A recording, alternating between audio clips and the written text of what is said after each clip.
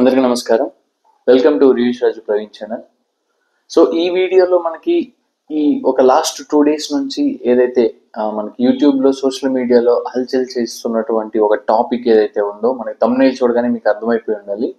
So Dhanush గారికి and Nayanthara గారికి మధ్యలో ఉన్నటువంటి ఈ కాంట్రవర్షియల్ టాపిక్ ఏంటి, దీని గురించి ఏంటి, వివరాలు ఏంటి అని చెప్పేసి చాలా చాలా పుకార్లు అయితే మనకి పుకార్లని కాదు, ఆ ఇన్ఫర్మేషన్ అనేది సోషల్ మీడియాలో చాలా వరకు స్ప్రెడ్ అవుతుంది.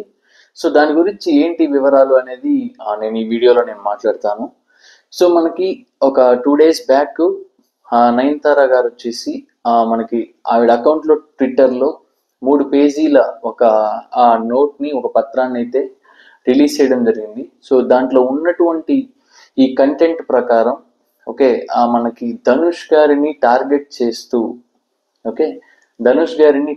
చేస్తూ వాళ్ళ మధ్యలో ఉన్నటువంటి ఒక వివాదాన్ని గురించి వివరాలు అనేటివి ఆ పత్రంలో అయితే రిలీజ్ చేయడం జరిగింది. సో ఈ వివరాల్లోకి వెళ్ళే ముందు చిన్న మనకి కొన్ని అదర్ థింగ్స్ అయితే మనం డిస్కస్ చేద్దాము. సో మనకి రీసెంట్గా మనకి నెట్ఫ్లిక్స్లో ఒక చిన్న ట్రయలర్ అయితే రిలీజ్ అయింది. సో నయనతార గారికి అండ్ వాళ్ళ హస్బెండ్ విఘ్నేష్ శివన్ గారికి సంబంధించినటువంటి వాళ్ళ మ్యారీడ్ లైఫ్, అంటే వాళ్ళ ట్రావెల్ ఎలా ఉంది, వాళ్ళ మ్యారేజ్ వరకు ఎలా వచ్చారు అని చెప్పేసి ఈ జర్నీకి సంబంధించినటువంటి ఒక డాక్యుమెంటరీ అయితే నయనతార గారు నెట్ఫ్లిక్స్లో రిలీజ్ చేస్తున్నట్లయితే అనౌన్స్ చేశారు. దానికి సంబంధించినటువంటి ట్రైలర్ కూడా రిలీజ్ అయింది. సో ఈ ట్రైలర్కి సంబంధించినటువంటి ఫుటేజ్ ఏదైతే ఉందో ఈ ఫుటేజ్లో ఓకే నయనతార గారు ఇంతకు ముందు ఒక మూవీలో యాక్ట్ చేస్తున్నారు, నేను రౌడీనే అనే మూవీ. సో అది తమిళ్ డబ్బుడ్ మూవీ అండి. సో తమిళ్ సైడ్ మనకి విజయ్ సేతుపతి గారు అండ్ నయనతార గారు కలిసి నటించినటువంటి ఈ సినిమాకి ధనుష్ గారు ప్రొడ్యూసర్ అండి. ఓకే, ఇక్కడ ఈ లింక్ అయితే ఉంది.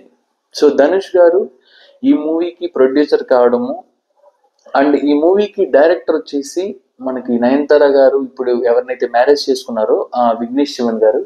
సో ఆయన్ని ఆ మూవీ షూటింగ్ టైంలోనే, ఆ మూవీ తెరకెక్కిస్తున్నటువంటి టైంలో వాళ్ళిద్దరూ ప్రేమించుకొని వాళ్ళ జర్నీని అలా ముందుకు కొనసాగించి వాళ్ళు పెళ్లి చేసుకోవడం అయితే జరిగింది. సో ఇది ఆల్మోస్ట్ మనకి ఈ మూవీ రిలీజ్ అయ్యి 9 years దగ్గర అయింది. సో ఆల్మోస్ట్ 10 years కూడా అయ్యి ఉండొచ్చు. బట్ ఈ మూవీ వచ్చేసి తమిళ్లో సూపర్ డూపర్ హిట్ అండి. సో అంటే చాలా చాలా పెద్ద హిట్ అని చెప్పుకోవాలి తమిళ్లో. ఇక్కడైతే తెలుగులో అంతగా రాణించలేదు. సో ఈ మూవీ మనకి బయట థియేటర్స్లో రిలీజ్ అవ్వకముందు, అంటే విఘ్నేష్ శివన్ గారి డైరెక్షన్ పట్ల కానివ్వండి, ఈ మూవీలో నయనతార గారి నటన పట్ల కానివ్వండి, అండ్ ధనుష్ గారు అంతగా తృప్తి పడలేదు, అంత హ్యాపీగా ఫీల్ అవ్వలేదు, he was not that much confident అని చెప్పేసి ఒక ఇన్ఫర్మేషన్ అయితే మనకు సోషల్ మీడియా ఇన్ఫర్మేషన్ అయితే ఉంది. సో అంత కాన్ఫిడెంట్గా లేనటువంటి ఈ సినిమా తర్వాత మూవీ థియేటర్స్లో రిలీజ్ అవ్వడం, అంత పెద్ద హ్యూజ్ సక్సెస్ అవ్వడం అయితే జరిగింది. అంటే ఆ మూవీలో నయనతార గారి నటన కానివ్వండి, ఈ నయనతార గారికి సంబంధించినటువంటి పాటలకు సంబంధించినటువంటి లిరిక్స్ చాలా ఇన్స్పైరింగ్గా ఉండడము. ఓకే, అంటే ఆ మూవీకి సంబంధించినటువంటి ఆ జర్నీ వీళ్ళకి చాలా స్పెషల్ అని చెప్పుకోవాలి. లైక్ విఘ్నేష్ శివన్ గారికి కానివ్వండి, నయనతార గారికి కానివ్వండి. సో ఈ పర్టికులర్ ఏదైతే డాక్యుమెంటరీ ఉందో వీళ్ళ లైఫ్ సంబంధించినటువంటి, వీళ్ళ మ్యారీడ్ లైఫ్, వీళ్ళ love journey to married life, ఈ జర్నీ ఏదైతే ఉందో, ఈ డాక్యుమెంటరీ ఏదైతే ఉందో నయనతార గారు రిలీజ్ చేస్తున్నటువంటి డాక్యుమెంటరీలో, సో ఈ అంటే ఆబ్వియస్గా తన లైఫ్ గురించి తీస్తున్నప్పుడు కొన్ని ఆవిడ చేసినటువంటి మూవీస్కి సంబంధించినటువంటి కొన్ని క్లిప్స్ యూజ్ చేసుకోవడమో, లేకపోతే ఏవైనా ఒక పాటలకు సంబంధించినటువంటి షార్ట్స్ యూజ్ చేసుకోవడమో ఆబ్వియస్గా, అంటే ఆవిడ అనుకుంటారు ఖచ్చితంగా యూజ్ చేసుకోవాలని చెప్పేసి. ఇదే తరహాలో సో ఆ మూవీకి సంబంధించినటువంటి, అంటే నేను రౌడీని అనే ఆ మూవీకి సంబంధించినటువంటి కొన్ని లిరికల్కి సంబంధించినటువంటి ఆ సీన్స్ కానివ్వండి, ఓకే, ఇంకా కొన్ని సీన్స్ నయనతార గారు ఆవి డాక్యుమెంటరీలో యూజ్ చేసుకుంటాను అని చెప్పేసి ధనుష్ గారిని అడగడం అయితే జరిగిందంట. సో ధనుష్ గారు దానికి ఏమీ రెస్పాండ్ అవ్వకపోవడము, సానుకూలంగా స్పందించకపోవడం తో ఈ వివాదానికి ఐ మీన్ ఈ వివాదానికి తెరలేపిందని చెప్పి ఇన్ఫర్మేషన్ అయితే సోషల్ మీడియాలో చక్కర్లు కొడుతుంది. సో వన్ మోర్ థింగ్ ఏంటంటే ఆల్మోస్ట్ ఈ NOC okay non no objection ఆ సర్టిఫికేట్ ఓకే ధనుష్ గారి నుంచి రావడానికి ఆల్మోస్ట్ 2 years నుంచి వెయిట్ చేస్తున్నామని చెప్పేసి నయనతార గారు ఆ 3 పేజీల లేఖలో అయితే మెన్షన్ చేస్తున్నారు. సో అంటే ఇప్పుడు ఆబ్వియస్ గా ఎవరైనా సరే ఒక మూవీకి సంబంధించినటువంటి క్లిప్ ని యూస్ చేసుకున్నా, ఆడియోని యూస్ చేసుకున్నా, లేకపోతే ఇంకేదైనా బ్యాక్గ్రౌండ్ మ్యూజిక్ ని యూస్ చేసుకున్నా ఆ వీడియోకి సంబంధించినటువంటి full patent rights, complete rights producer దగ్గర అయితే ఉంటాయి. సో ఎవరైనా వాడుకోవాలి అనుకున్నప్పుడు వాళ్ళ అప్రూవల్ కానివ్వండి, ఈ నో అబ్జెక్షన్ సర్టిఫికేట్ కి సంబంధించినటువంటి ఎన్ఓసి తీసుకొని యూజ్ చేసుకోవచ్చు. సో ఇదే తరహాలో నయనతార గారు ధనుష్ గారిని ఈ ఫుటేజ్ సంబంధించినటువంటి ఈ 3 సెకండ్లు ఏదైతే అంటే నేను తమ్నైల్లో నేను పెట్టున్నాను అంటే 3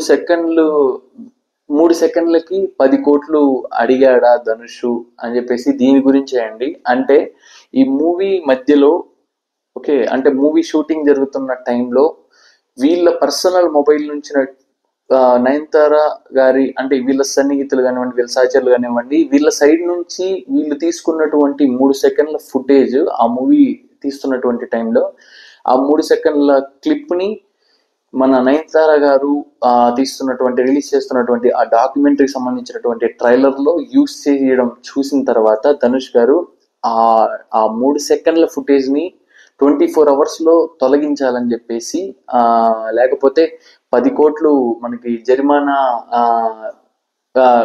వేస్తాము అంటే పరువు నష్ట ఏదో సంథింగ్ అంటారు. సో అంటే ఆ రైట్స్ యూస్ చేసుకున్నందుకు అంటే చెప్పకుండా రైట్ అప్రూవల్ ఇవ్వకుండా యూస్ చేసుకున్నందుకు అది బ్రేక్ చేసినందుకు 10 కోట్లు ఇవ్వాలని డిమాండ్ చేయడం అయితే జరిగిందని చెప్పేసి నయనతార గారు ఆ లేఖలో అయితే మెన్షన్ చేసినారు. సో ఇదంతా వచ్చేసి 3 పేజీలు మ్యాటర్ ని టైప్ చేసి పెట్టినటువంటి నయనతార గారి వర్షన్ అండి. అంటే నాకైతే తెలీదు ఎవరు కరెక్ట్ ఎవరు రాంగ్ అనేది.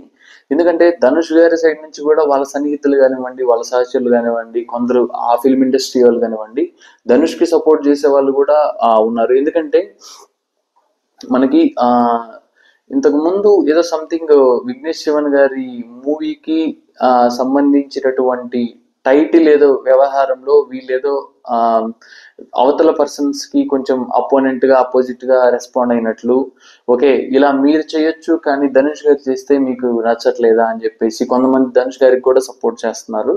సో అది ఎంతవరకు ఎవరిది నిజం అనేది మనకి ధనుష్ గారు నెక్స్ట్ మాట్లాడితే తప్ప మనకి ఒక క్లారిటీ అయితే రాదు.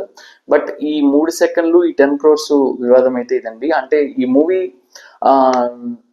షూటింగ్ జరుగుతున్నప్పుడు వీళ్ళ ముగ్గురి మధ్యలో ఏమైందో ఓకే అంటే వీళ్ళ బిహేవియర్ ఏమన్నా ధనుష్ గారికి నచ్చలేదా, లేకపోతే ధనుష్ గారు హట్ అయ్యేటట్లు వీళ్ళు ఏమన్నా బిహేవ్ చేశారా, లేకపోతే ఏది తప్పు లేకుండా ఇలా ఎందుకు చేస్తున్నారని చెప్పేసి అంటే ఒక క్లారిటీ అనేది ఒక సైడ్ వాదన వినేసి మనం కంక్లూజన్ అయితే రాలేము, మనమైతే ఒక స్టేట్మెంట్ అయితే పాస్ చేయలేము. సో ఇంకొక సైడ్ కూడా ధనుష్ గారు ఏం మాట్లాడతారు ఏం చెప్తారు అనే దాన్ని బట్టి మనకు ఒక కంక్లూజన్ అయితే వస్తుంది తప్ప ఇప్పుడు జస్ట్ ఆవిడ నయనతార గారు మనకి ఆ ఇన్ఫర్మేషన్ లో ఏం మెన్షన్ చేస్తున్నారు అనేది మాత్రమే నేను ఇప్పుడు చెప్పాను.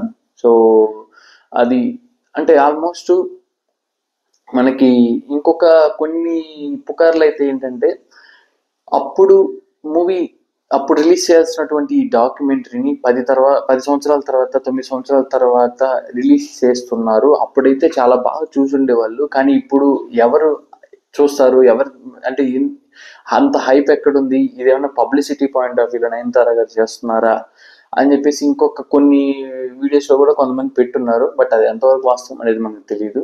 సో ఈ పత్రంలో ఇంకా అంటే ధనుష్ గారు మనకి స్టేజ్ మీద ఎక్కేసి చాలా మంచిగా ఓకే అంటే అందరికి నచ్చే విధంగా ఆయన మాట్లాడడము, లేకపోతే అందరూ బాగుపడాలి, అందరూ పైకి రావాలని చెప్పేసి ఇలా మాట్లాడుతుంటారు కదా. సో అలా మాట్లాడే మాటలన్నీ మాయ మాటలు అని చెప్పేసి ఆయన క్యారెక్టర్ మంచిది కాదు ఓకే ఇలా ఒకరు పైకి వస్తే ఆయన చూడలేరు ఓర్చుకోలేరు అని చెప్పేసి ఇలా మెన్షన్ చేయడం అయితే జరిగింది.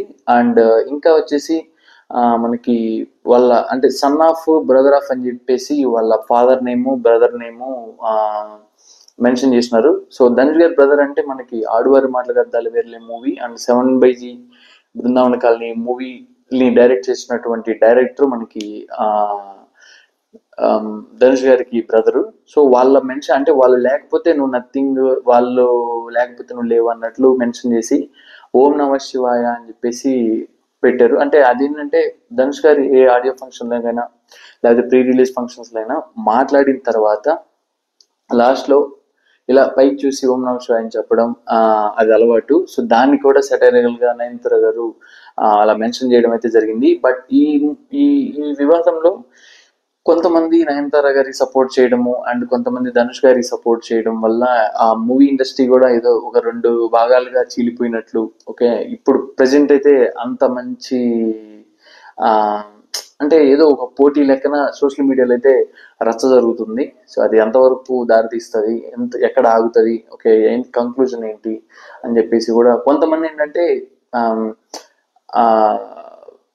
ఈ పాలసీ పరంగా ఓకే ఆ ధనుష్ గారు వేసినటువంటి కేసుని ఆ పాలసీ పరంగానే ఎదుర్కొంటున్నాం అని చెప్పేసి నయనతార గారిని సపోర్ట్ చేస్తూ కూడా చాలా మంది హీరోయిన్స్ అయితే ముందుకు వచ్చారు.